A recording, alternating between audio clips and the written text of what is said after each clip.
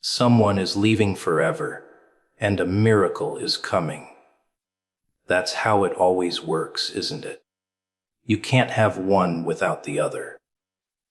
Something precious walks out the door, gone for good, and everyone cries about the loss. But what they don't see is that the empty space it leaves behind, that's where the miracle fits. Life doesn't hand you gifts while your arms are already full. It rips something away. It breaks the pattern. It leaves you gasping, and then, when you're raw enough to notice, it slips in the impossible. Pain makes room for wonder, and loss clears the stage for something greater to step in. When someone leaves forever, people panic. They cling, they scream, they bargain. Because the thought of forever feels like a knife pressed against the throat. It's not just distance. It's not just silence. It's a hole ripped out of the fabric of your life. And yet, in that hole, something stirs. Because forever isn't just about endings. It's about the space it opens, the void it creates. You see, when someone leaves forever, they don't just walk away from you. They take with them the noise, the clutter, the weight you didn't even know you were carrying. And suddenly, there's room. Room for something new, something strange, something you weren't ready for but needed all along. That's where the miracle hides, not in the comfort of holding on, but in the terror of letting go. Most people miss it because they're too busy clutching at what's slipping through their fingers. They can't stand the silence, so they drown it out. They can't bear the emptiness, so they stuff it with cheap replacements. But if you sit with it, really sit with it, you begin to notice the cracks in the world around you, and through those cracks, light starts to pour. It's almost cruel, isn't it, that the greatest gifts don't arrive when you're smiling and safe, but when you're broken, when your hands are trembling, when you can't see a reason to keep breathing. That's when the miracle steps in, uninvited, unavoidable, because it knows you're finally fragile enough to notice. Think about it. Miracles don't land on crowded tables. They don't knock on doors guarded by laughter and certainty. They slip into the shadows left behind by absence. They crawl through the void, hungry for a place to root themselves. And you become the ground they grow in. Without the loss, you'd never be soft enough to let them in. Without the goodbye, you'd never even notice the arrival. The tragedy is the price, and the miracle is the payment you never thought you'd get. Forever feels cruel because it leaves you standing there, staring at the space where someone used to be. You ache, you rage, you curse the sky. But look closer. That space is not empty. It's preparing you. It's stretching you, hollowing you, making you capable of holding more than you ever could before. Because if you were never emptied, how could you ever be filled? If you were never broken, how could you ever be remade? Forever is just the first step. The miracle is the second. They are linked like shadows and light, like breath and silence. One cannot exist without the other. And so, when someone leaves forever, don't only look at the absence. Don't only scream at the void. Watch it. Feel it. Let it consume you until you realize it's not a grave. It's a womb. Something is being birthed in the very place you thought life had ended. And the miracle, it's already on its way, already circling, already whispering at the edges of your despair. You can't see it yet, but you will, because the miracle always follows the forever. It always does. Miracles don't bloom in comfort.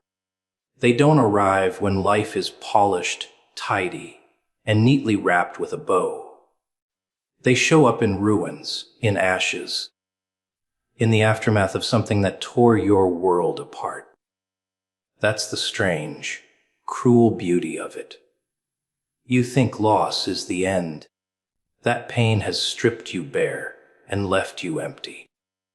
But it's in those ruins, in the charred remains of what you thought would last forever, that miracles take root. They thrive where everything else has withered. They breathe where hope has suffocated. And the irony is, you never see them coming. Because you're too busy mourning what you lost to recognize what's being born in its place. It's like life has a twisted sense of humor. It waits until you're staring at the wreckage, until you've accepted there's nothing left worth salvaging. Then, suddenly, it drops something impossible into your hands. Not when you feel ready, not when you're standing tall, but when you're on your knees broken. Miracles don't care about your timing, your plans, or your sense of control. They arrive unannounced, when the ground has already collapsed beneath you, when the only thing you can do is surrender. That's their playground. Desperation, collapse, the sharp edge of despair. That's where they thrive. Think about every story you've ever heard about transformation, about change, about greatness. None of them begin with comfort. None of them start in a place of security. They begin in chaos, in pain, in something being ripped away. That's the soil that grows the impossible. But people hate that truth, don't they? They want miracles without the breaking, without the sacrifice, without the emptiness. They want the light without the shadow. But that's not how it works. The miracle feeds on the ruins. Without them, it starves. And so when loss comes, when someone leaves forever, when the world as you know it collapses, you can fight it, you can resist it, you can curse it. But the miracle doesn't care about your anger. It doesn't need your permission. It's already stirring in the background, already winding its way through the cracks. The ruins are not just ruins. They're a foundation for something else, something beyond what you imagined. And if you dare to stop looking only at the ashes, you might notice the spark already glowing beneath them. People waste their energy asking, why me? Why now? Why this? They claw at the past, desperate to glue it back together. But miracles don't live in the past. They live in the aftermath. The ruins are the invitation, the raw stage set for something new to perform. And isn't that what makes them miracles?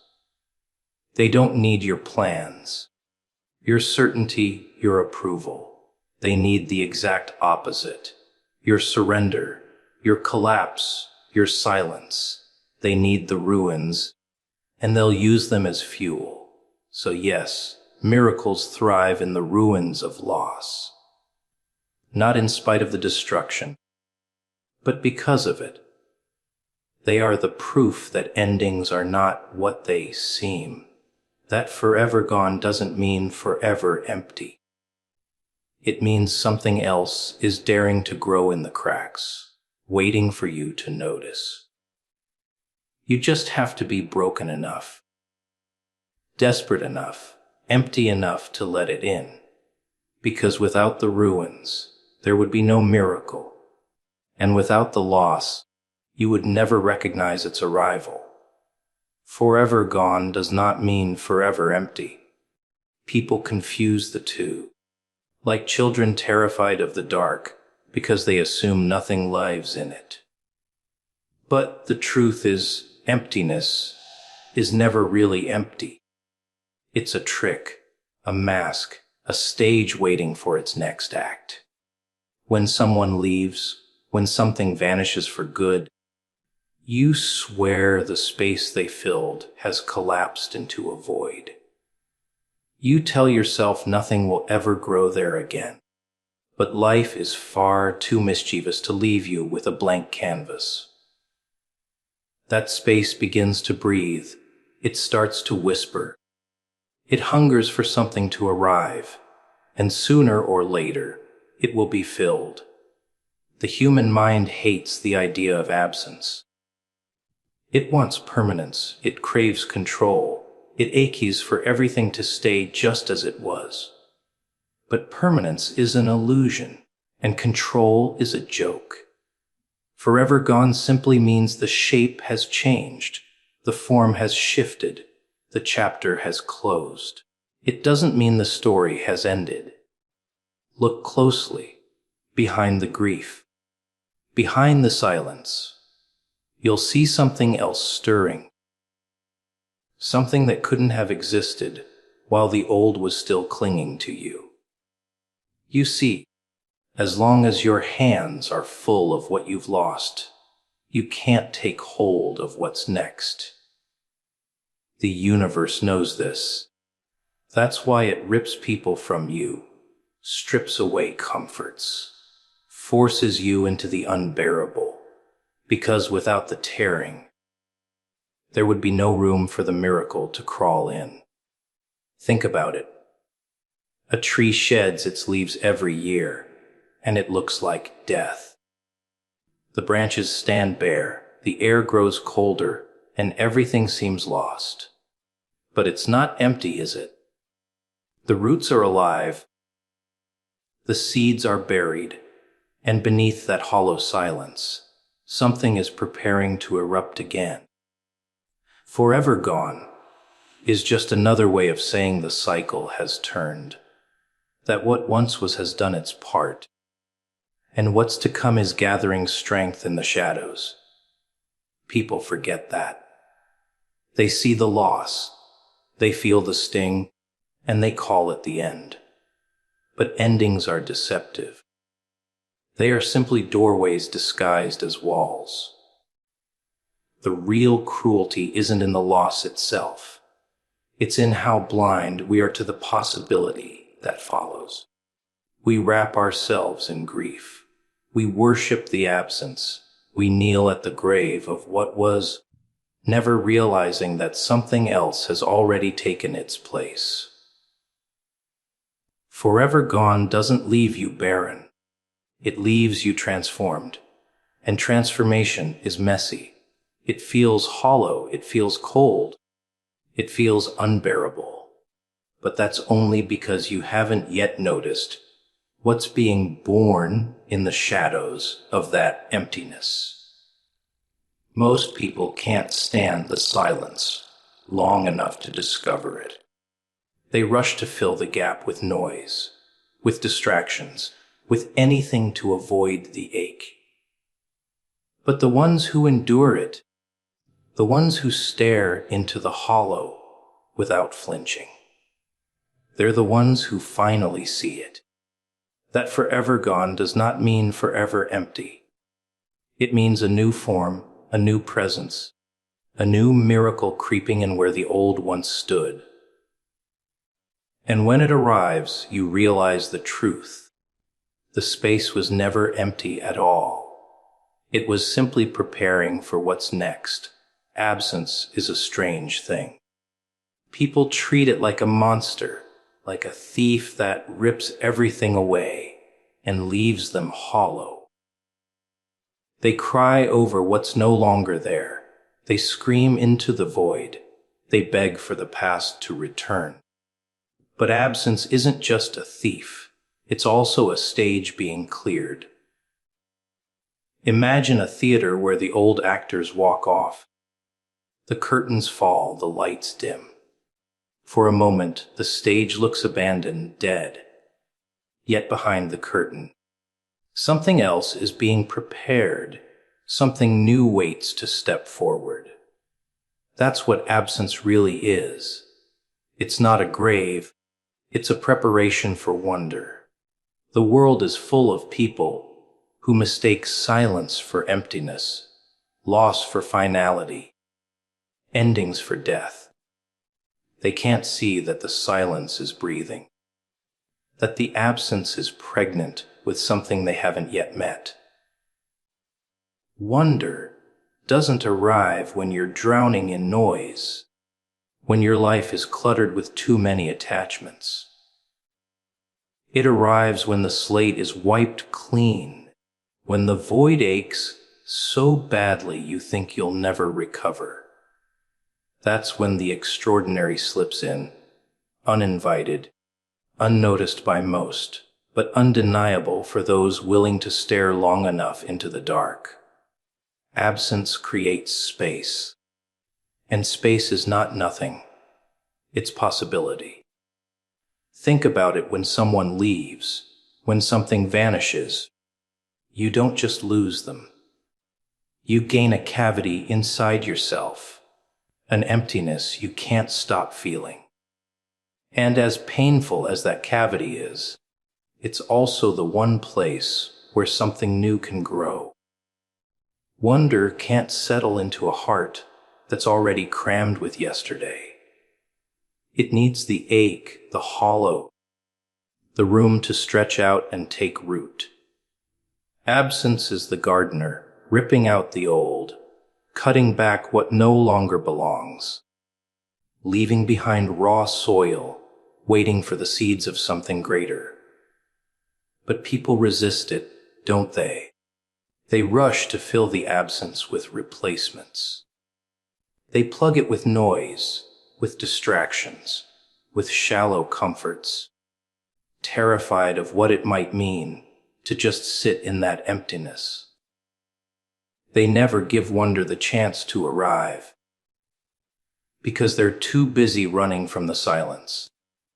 Yet the silence is the birthplace of every miracle. It's the one place where wonder is allowed to bloom, because it doesn't have to fight through clutter or beg for attention. In the absence, it has all the room it needs. Absence is misunderstood because it feels cruel. It feels like betrayal. But step back and look closely. It's not cruelty, it's preparation. It's clearing out what you thought you needed so you can finally receive what you were meant to find. And the wonder that fills that space is never something you could have predicted. That's why it's wonder. It shocks you. It unsettles you. It feels impossible, yet undeniable. The next time you feel absence pressing against your chest, don't mistake it for a void. Don't confuse it with death. Look at it for what it truly is, a stage, an opening, a waiting room for the impossible. Absence doesn't kill wonder, it creates it. And if you're willing to endure the to let the silence surround you, you'll discover that absence isn't a thief after all. It's the hand pulling back the curtain, letting something far greater walk onto the stage. Pain sharpens the eyes in ways comfort never can. When everything is smooth, when the days roll by without friction, you grow blind. You stop noticing the details. You stop questioning the surface. You live half asleep in the illusion that all is well. But when pain slams into you, When something tears through your carefully built walls, suddenly your vision changes. You see cracks where you once saw perfection. You notice shadows where you once ignored them. Pain slices away the fog and forces you to stare at the truth without a filter. It doesn't ask for permission. It rips your eyelids open. Most people curse pain because it hurts, and of course it does. But the hurt is the very thing that wakes you up. Pain isn't polite, it isn't gentle, but it is precise. It cuts where you've been blind. It carves where you've been numb. You think it's punishing you, when in reality, it's stripping away the illusions you've been hiding behind.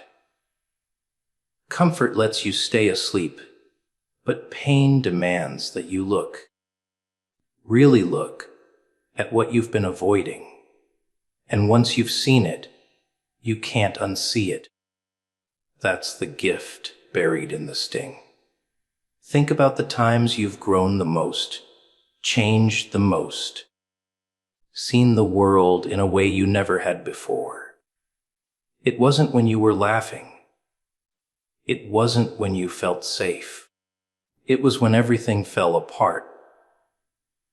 That's when the world showed itself to you raw, unpolished, unforgiving. That's when the lies cracked open and you finally glimpsed reality for what it was.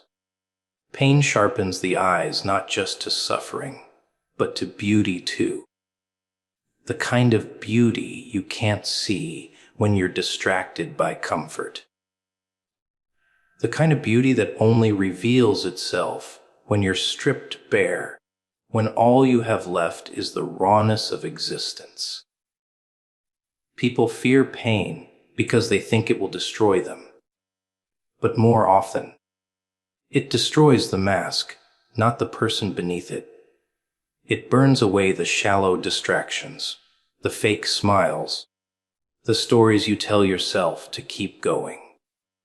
It leaves you raw, vulnerable, exposed. And that's exactly where clarity lies. You see things as they are, not as you wish them to be. Pain doesn't hand you illusions, it hands you reality. And though reality can be cruel, it can also be liberating. With sharpened eyes, you begin to notice miracles in places you never thought to look. In the quiet, in the ordinary, in the spaces left behind after loss. Pain trains you to search, to notice, to recognize what others overlook. You start to see how absence creates wonder, how loss clears the ground for growth, how endings whisper of beginnings. None of this makes the pain easy, but it makes it purposeful. It turns the ache into vision. Pain doesn't just sharpen your eyes. It changes what you're able to see. It takes you beyond the surface and drags you into the depths. And while most run from it, those who endure it discover truths hidden from the comfortable. They learn that the sting isn't just suffering, it's sight. It's the world tearing off your blindfold, forcing you to notice the miracles buried beneath the ashes. That's why pain, as much as it burns, is the one teacher you can never ignore. It demands your attention, and in doing so, it gives you vision no comfort ever could.